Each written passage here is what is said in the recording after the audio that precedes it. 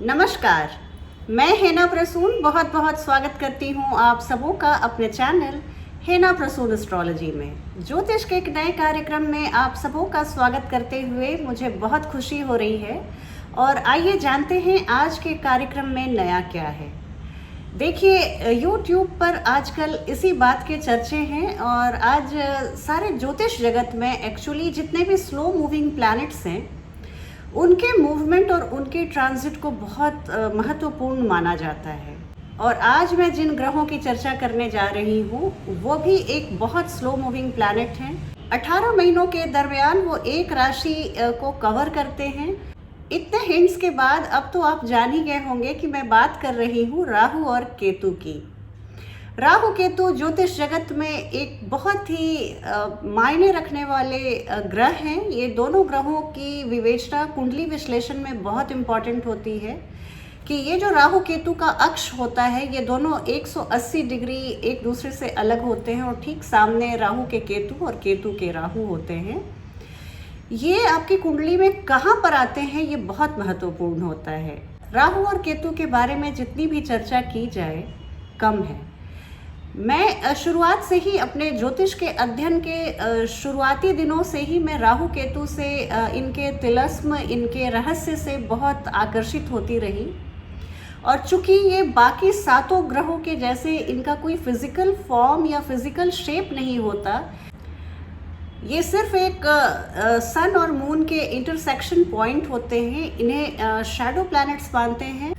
हालांकि इनका कोई भौतिक आकार नहीं होता, लेकिन हमारी कुंडली में हमारे जीवन में ये दोनों ग्रह इतने प्रभावशाली ढंग से उभर कर सामने आते हैं कि इनकी विवेचना बहुत ही महत्वपूर्ण हो जाती है। ये बहुत दोनों ही मैजिकल प्लैनेट्स हैं और मैं अपने कार्यक्रम में बार बार कहती हूँ कि राहु केतु ऐसे दो प्लैनेट्स हैं जो आपको अल्टीमेटली आपकी यात्रा, आपके जीवन की यात्रा को इसके उचित, उसके सर्वोच्च मुकाम तक पहुंचाने की क्षमता रखते हैं और उद्देश्य भी रखते हैं। राहु और केतु को राग और द्वेष भी कहा जाता है। और राहु जहाँ पे भी आपकी कुंडली में होते हैं उस भाव से संबंधित जितने भी कारकत्व होते हैं उसकी तरफ आपको प्रवृत्त करते हैं, उसकी तरफ आपका मन करेगा वहाँ पे उद्धृत होने का, उस चीज़ को पाने का एक ललक, एक लालसा बनी रहेगी। आप पूरे जीवन जहाँ पे आपके जिस भाव में राहु हैं आप देखेंगे, अगर आप बड़ी उम्र के हैं और आपने 30-40 सालों का जीवन सफ़र तय किया हुआ है तो आपको बिल्कुल क्लियर लगेगा कि मेरा जीवन बिल्कुल उसी भाव के इर्द गिर्द घूम रहा है जहाँ पे हमारे राहु हैं। इसके विपरीत अगर केतु की मैं चर्चा करूँ तो केतु आपको वैराग्य लाते हैं, विरक्ति लाते हैं। जहाँ पर केतु रहते हैं उस भाव में आपकी थोड़ी सी तड़प बाकी रहती है। पिछले जन्मों का कुछ लेखा जोखा बाकी रहता है। आप चाहते हैं कि उस क्षेत्र से कुछ कमी, कुछ आपको एक सूनापन बना रहता है। राहु केतु देखिए दोनों को बैलेंस करने की ज़रूरत होती है। ऐसी बात नहीं है कि हम राहु की तरफ बहुत ध्यान दें और केतु तो बिल्कुल वैराग्य के कारक हैं और ऐसे मोक्ष के प्रदाता हैं तो उनकी तरफ हम कम ध्यान दें। चूँकि हम अभी कलयुग में रह रहे हैं, हम सभी सांसारिक गृहस्थ हैं, तो हमें बहुत सांसारिक मोह माया जिसको राहु रिप्रेजेंट करते हैं उसकी तरफ हम बहुत खींचे चले जाते हैं। और केतु जहाँ पर होते हैं वहाँ से हम एक डिनाइल में रहते हैं, चाहते हैं कि बाकी सारे लोग उस भाव से संबंधित हमारी उस कमी के बारे में कोई बात ना करे, उस बात को कोई छेड़े नहीं। इस तरह की मनोभावों से हम गुजरते हैं। देखिए, राहु केतु कहीं बाहर नहीं है, ये दोनों छाया ग्रह हैं और ये मून के दो नोड्स हैं। और जैसा कि हम सभी जानते हैं कि मून हमारे मन को रिप्रेजेंट करता है, हमारे मन का द्योतक है चंद्रमा। देखिए, कहने का तात्पर्य ये कि जो राहु केतु का द्वंद्व है वो और कहीं नहीं, हमारे मन में ही पूरे जीवन चलता रहता है। इस छोटी सी परिचर्चा के बाद मैं चाहूँगी कि मैं राहु केतु के ट्रांजिट जो 12 अप्रैल 2022 को होने वाला है उसके बारे में सभी राशियों पर क्या प्रभाव पड़ेगा उसकी चर्चा शुरू करूं। इसके पहले मैं आप सभी प्यारे दर्शकों से आग्रह करूंगी कि आप मेरे चैनल को सब्सक्राइब करें और अपने प्रेम और स्नेह को इसी तरह प्रदर्शित करते रहें। वीडियो पसंद आने पर लाइक करें और वीडियो के लिंक को अपने फ्रेंड्स और फैमिली में शेयर करें। आइए अब बात करती हूँ एक एक राशियों के चर्चा के क्रम को मैं शुरू करूँ उसके पहले एक महत्वपूर्ण सूचना दे दूँ कि कहा जाता है कि राहु केतु जब अक्ष चेंज करते हैं, जिस भाव को छोड़कर अगली भाव में जाते हैं वहाँ पे कुछ हलचल पैदा करते हैं, क्योंकि ये सीसॉ के दो पलड़े के जैसा है। तो एक जैसे वो मूव करेंगे, दूसरा एक नीचे जाएंगे, दूसरा ऊपर जाएगा, दूसरा नीचे जाएगा, पहला ऊपर जाएगा, इस तरह की स्थिति बनाते हैं। तो एक तो ये जहाँ से शिफ्ट हो रहे हैं, अभी वृषभ राशि से मेष राशि में जा रहे हैं। राहु केतु हमेशा रेट्रोग्रेड मोशन में चलते हैं, तो ये टॉरस से जेमिनी में ना जाकर टॉरस से एरीज में पीछे की ओर चल रहे हैं। तो जब ये शिफ्ट होते हैं उसके 1-1.5 महीने पहले से उस भाव से संबंधित थोड़ी सी हलचल आप महसूस कर रहे हैं।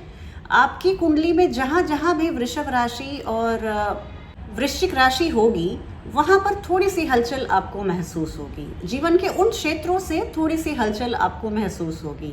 एक और बहुत ज़रूरी बात बता दूं कि राहु जहाँ पर जाते हैं वो एक एम्पलीफायर है, एक उन एनर्जी को ऑगमेंट करते हैं, बढ़ाते हैं।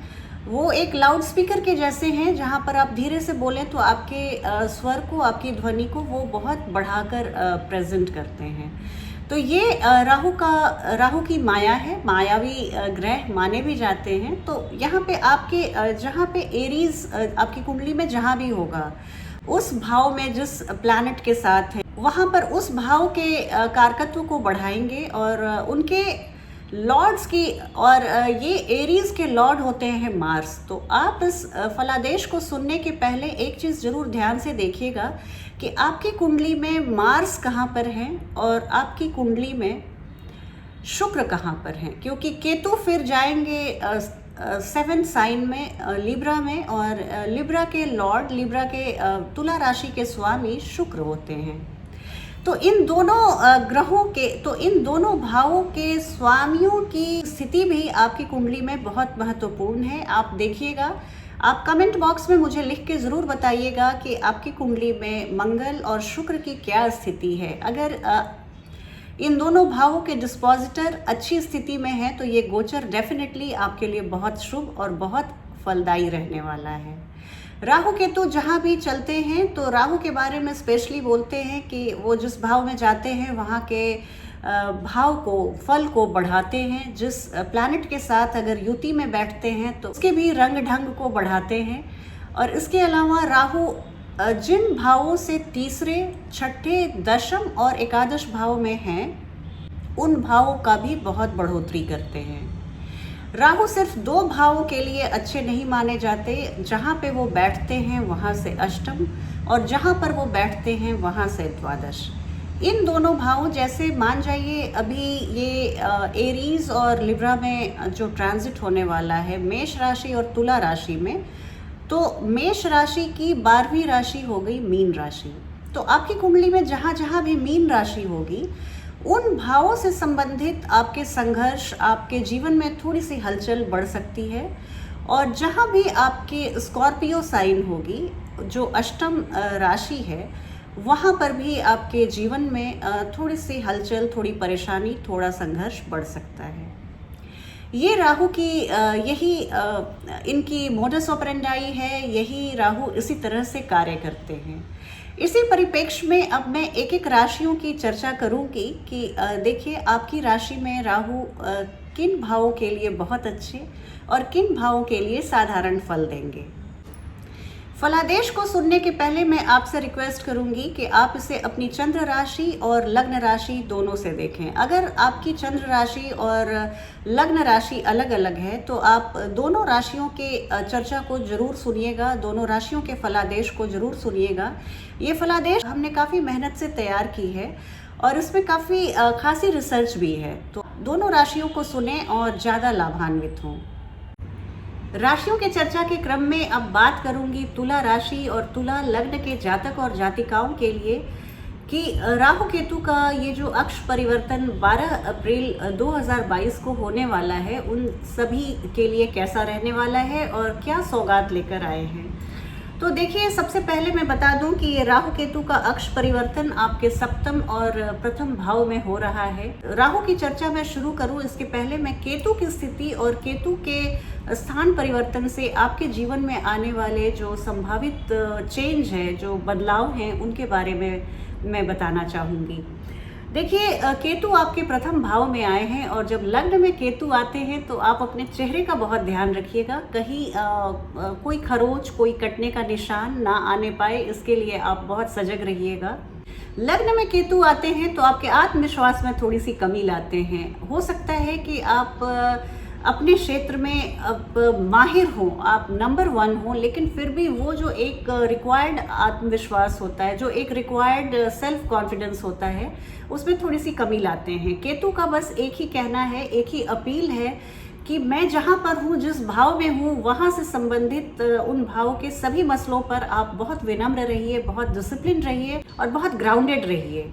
अहंकार को त्यागने की पहली अपील केतु करते हैं। वो हमें हमारे पर्सनालिटी में इस तरह के सुधार लाना चाहते हैं कि अंततः जैसे एक मूर्तिकार हथौड़े से मार मार के एक बहुत सुंदर मूर्ति को आकार देता है, इसी तरह से केतु हमें अपनी पर्सनालिटी में बहुत काट छांट के वो बिल्कुल इतना एक सुमधुर व्यक्तित्व देते हैं कि बाद में फिर इस महत्ता के बारे में पता चलता है। जैसा मैंने बताया, आप सेल्फ कॉन्फिडेंस पे काम कीजिएगा, अहंकार बिल्कुल मत आने दीजिएगा। पूरे 18 महीने तो क्या, पूरे जीवन। देखिए, जब लग्न में केतु आए हैं तो आपको बहुत विनम्र बनने की सलाह देते हैं। अपने चेहरे और दांत का ध्यान रखिएगा। और इसके अलावा मैं देख रही हूँ कि आपको केतु कुछ ऐसी उपलब्धि लाकर देंगे इन 18 महीनों में, अगर आपने विनम्रता, अगर आप उनके कहे अनुसार चले और उनके द्वारा लिए गए परीक्षा में आप पास हुए, तो यकीन मानिए केतु जब देने पर आ जाते हैं, मैंने पिछले वीडियोस में भी कहा है, तो फिर उनकी सानी कोई नहीं करता। वो एक उपहार स्वरूप तो जो खुशियाँ आपको देंगे वो देंगे, वो एक इमेज को बहुत आपके इंटैक्ट रखते हैं। वो धर्म ध्वजा है और आपकी वाहवाही, आपके यश, आपकी कीर्ति का पताका वो फहराते हैं। तो ये हैं केतु। इसके अलावा अगर मैं राहु की बात करूं तो देखिए, राहु आपके सप्तम भाव में आए हैं। राहु जहां आते हैं वहां बिल्कुल उस भाव को जगमगा देते हैं, 4 चांद लगा देते हैं। यहाँ सप्तम भाव में राहु आपको बहुत सारी खुशियाँ देने आए हैं। आपके वैवाहिक जीवन में एक गजब का निखार देने आए हैं। बहुत सारे आपको अपने जीवन साथी से बहुत सारे उपहार, बहुत सारे रिकॉग्निशन और बहुत सारा प्यार, बेशुमार प्यार मिलने वाला है। आपके रिश्तों में बहुत गहराई आएगी। आप ये 18 महीने अपने दाम्पत्य सुख को भोगते हुए दिख रहे हैं आबाद। इसके अलावा बिजनेस पार्टनर्स आपके लिए बहुत आपको बहुत हाई पेडेस्टल पे रखेंगे, आपकी हर बात को सुनेंगे, आपके हर सलाह, हर मशवरे को वो वेट देंगे, वैल्यू करेंगे। समाज में आपकी इमेज जो है, आपका मान सम्मान मैं फैलता हुआ देख रही हूँ। राहु अगर आपकी राजनीतिक अभिलाषा है तो यहाँ आपको राहु बहुत स्वर्णिम सफलता दिलाने की क्षमता रखते हैं। सप्तम भाव में राहु आ रहे हैं और यहाँ राजनीतिक करियर के लिए ये आने वाले 18 महीने, अगर आपकी राजनीतिक आकांक्षा है, पॉलिटिकल एम्बिशन है, तो उसे पूरा करने का ये समय है। आप इस 18 महीने को बिल्कुल एक एक दिन आप यूटिलाइज कीजिए, आपके लिए बहुत शुभ रहेगा।